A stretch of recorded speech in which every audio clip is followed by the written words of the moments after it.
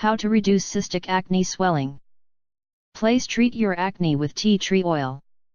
Tea tree oil has both anti-inflammatory and antiseptic qualities and could be useful in relieving the symptoms of cystic acne. Put 23 drops in your finger and lightly dab it onto any pimples you want to deal with a couple of times daily. Leave the treated area uncovered.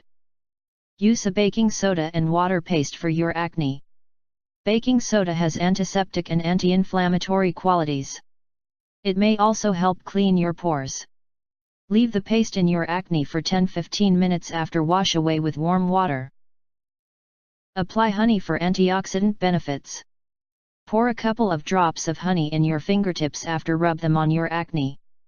Leave the honey on for 10-15 minutes after wash with warm water along with a clean towel. The honey could work against toxins inside your skin as well as absorb oils out of your acne.